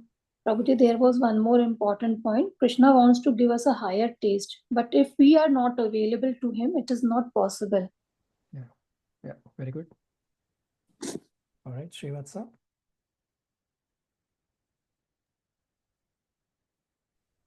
Hare Krishna, Prabhu.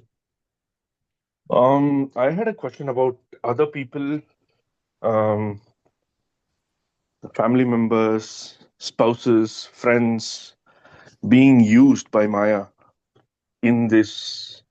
To distract you, yeah, absolutely correct. Yeah. And therefore, one of the point I said that if you are visiting family, or your family is visiting you, or you are traveling to say your home country, be very, very careful to read scriptures and hear classes on a regular basis to ensure you get the association of Srila Prabhupada and Krishna. I already gave that example. So be very careful. Yes, And Prabhu. And couple of devotees are in that situation where they have simply communicated, oh, I am busy, leave me alone. So, how do you balance the dutiful relationship you have, especially to close ones, especially when it comes to family? Yeah, And so you don't let's have to say, leave your family. You Hmm. just have to ensure that you have enough of association of Srila Prabhupada and Krishna from Prabhupada's books and lectures, so that the contamination is contained. Hmm. Right? So therefore, regular hearing, if you are missing a class or series of classes, so there's one devotee has missed series of classes, and I wrote a message, and the devotee says, leave me alone. Didn't even call me back when I asked the call back. But the devotee does not realize that the devotee is in the test. So all of you may be in a test, but you will not realize that you are in a test. Even though I asked the devotee to call me back, the devotee somehow is so swamped with something that the devotee says, you know what, I will leave me alone right now. Don't do that. I am preparing you upfront. Be cautious, because soon these tiny innocuous deviations will make Krishna as priority number infinity if you don't rectify right now. All right, all of you can have an offline chat with me if required. We are just about 5 minutes away, more than our class. As we are at this juncture of about to end the first 6 chapters, I request all of you to fine tune wherever it is required. So standard spiritual endeavor after every class is to read all of the verses and purports that we have covered. And the standard spiritual endeavor after every class is to listen to Srila Prabhupada lecture that I post in the WhatsApp group. Also, endeavor on the upcoming important additional spiritual endeavors, which I'll describe at upcoming classes, and ensure that you join 5 to 8 minutes before start of time of the class to prepare your consciousness by listening to Kirtan so as to receive Bhagavad Gita knowledge. And some of you are in that catch-up process. I do request all of you who are in the catch-up to quickly get caught up. I have sent you individual messages also. I can only do so much. It's for you to pick it up, that there is a relevant related exercise coming up. So it's very important for you to get caught up, or at least attempt some of them. Otherwise, you are not going to get the best results from the upcoming classes. Thank you all for tolerating 5 extra minutes. We will stop here. Hare Krishna, everybody. Thank you, Prabhuji. Hare Krishna. Hare Krishna. Krishna, thank you. Hare Krishna.